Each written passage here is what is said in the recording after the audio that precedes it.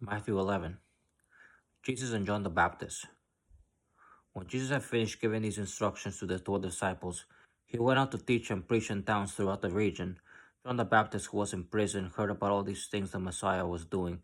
So he sent his disciples to ask Jesus, "Are you the Messiah we've been expecting, or should we keep looking for someone else?" Jesus told them, "Go back to John and tell him we have heard and seen.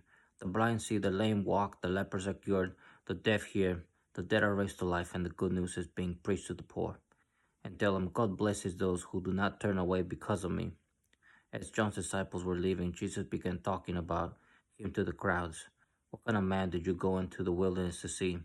Was he a weak reed, swayed by every breath of wind? Were you expecting to see a man dressed in inexpensive clothes? No, people with expensive clothes live in palaces. Were you looking for a prophet? Yes, and he is more than a prophet. John is the man to whom the scriptures refer when they say, 'Look, I am sending my messenger ahead of you, and he will prepare you the way before you.' I tell you the truth, of all who have ever lived, none is greater than John the Baptist. Yet even the least person in the kingdom of heaven is greater than he is. And from the time John the Baptist began preaching until now, the kingdom of heaven has been forcefully advancing, and violent people are attacking it. For before John came, all the prophets and the law of Moses look forward to this present time. And if you are willing to accept what I say, he's Elijah, the one of the prophets said would come. Anyone with ears to hear should listen and understand. To what can I compare this generation? It is like children playing a game in the public square. They complain to their friends. We played wedding songs and you didn't dance, so we played funeral songs and you didn't mourn. For John didn't spend his time eating and drinking, and you say he's possessed by a demon.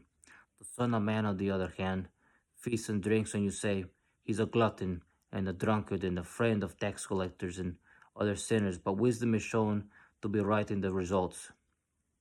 Judgment for the unbelievers. Then Jesus began to denounce the towns where they had done so many of the miracles because they hadn't repented of their sins and turned to God. Well, sorrow awaits you, Chorazin and Bethsaida, for if the miracles I did in you had been done in wicked Tyre and Sidon, their people would have repented of their sins long ago. Clothing themselves in burlap and throwing ashes on their heads to show their remorse, I tell you, Tyre and Sidon will be better off on Judgment Day than you. And you people of Capernaum, will you be honored in heaven? No, you will go down to the place of the dead. For if the miracles I did for you had been done in wicked Sodom, it would still be here today. I tell you, even Sodom, you will be better off on Judgment Day than you." Jesus' prayer of thanksgiving.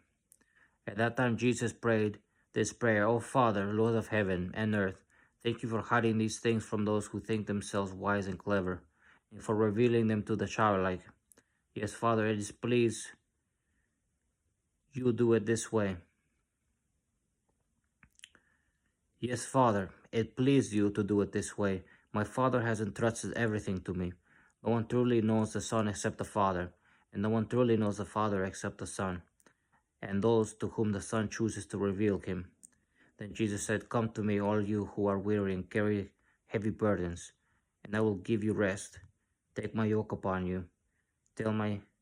Let me teach you, because I am humble and gentle at heart, and you will find rest of your souls, for my yoke is easy to bear, and burden I give you is light."